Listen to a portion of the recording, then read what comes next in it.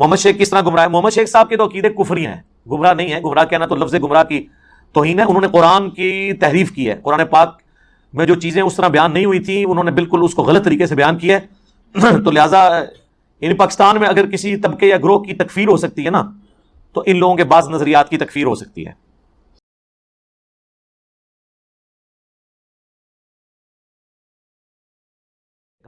تو میں اس میں ایک آسان جملہ بولتا ہوں کہ اسلام میں داخل کرتے وقت جو چیزیں آپ نے کسی سے پڑھوائی تھی نا، جب تک وہ ان چیزوں کا انکاری نہیں ہوتا اس وقت تک اسلام سے نکل نہیں سکتا وہ. آپ جب کسی کو مسلمان کرتے ہیں تو کیا آپ اس کو کیا یہ پڑھاتے ہیں لا الہ الا اللہ محمد رسول اللہ ابو بکر ولی اللہ؟ تو اب حضرت ابو بکر کا انکار کرنے سے وہ اسلام سے نہیں نکلے گا.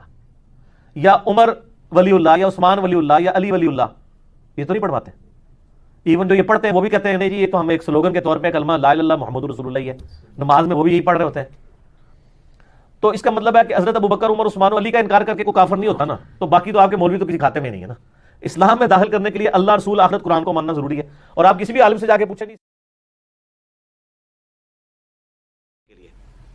وہ کسی اور کو لے آئے گا. تو یہاں کہا جا رہا ہے کہ تم لوگ اگرچہ حضور صلی اللہ علیہ وسلم کے ساتھی ہو لیکن یہ یاد رکھو اللہ محتاج نہیں ہے. اللہ تمہیں بدل دے گا، نئی قوم لے آئے گا، وہ تمہارے جیسے نہیں ہوں گے. پھر اللہ تنصروہ، اگر تم نبی صلی اللہ علیہ وسلم کی مدد نہیں کرو گے فقد نصرہ اللہ، تو یاد رکھو اللہ تو ان کی مدد کر چکا ہے آلریڈی. ایک پریکٹیکل تمہارے سامنے موجود ہے.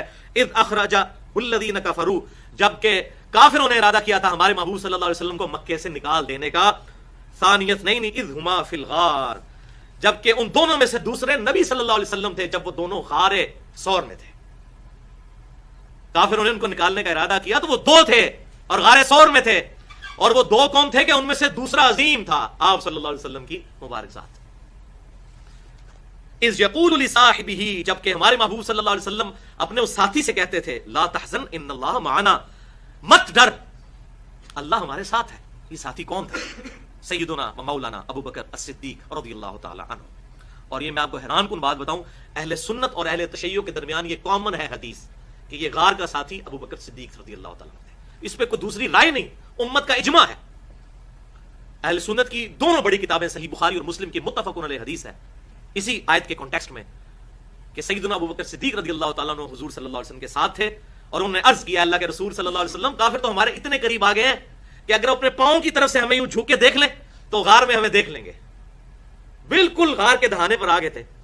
تو اگر وہ یوں جھک کے پاؤں کی سیدھ میں دیکھ لیتے تو آپ صلی اللہ علیہ وسلم اور سیدنا ابو بکر ان کو نظر آ جاتے. یہ بخاری اور مسلم دونوں میں موجود ہے. تو آپ صلی اللہ علیہ وسلم نے فرمایا اے ابو بکر ان دونوں کے بارے میں تیرا کیا خیال ہے کہ جن کے ساتھ تیسرا اللہ ہے؟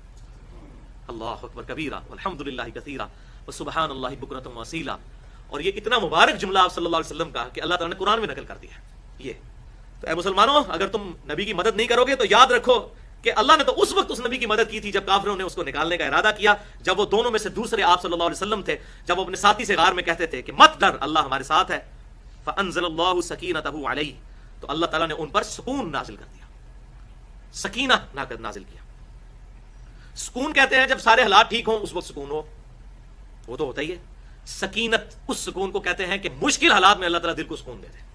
وہی بڑا مشکل وقت تھا، 100 اونٹ انعام رکھا ہوا تھا جو پکڑ کے لائے گا زندہ یا مردہ. اور آپ صلی اللہ علیہ وسلم نہاتے سیدنا ابو بکر صدیق رضی اللہ تعالیٰ عنہ. الحمدللہ میں نے اس غار ثور کی زیارت بھی کی ہے. بڑا مشکل سفر ہے، مکہ شریف سے چند کلومیٹر کے فاصلے پہ ہے، لیکن تقریباً 3-3.5 گھنٹے پیدل اس پہاڑی پہ چڑھنا پڑتا ہے. اور وہ پتھریلے چھوٹے چھوٹے پتھر ہیں.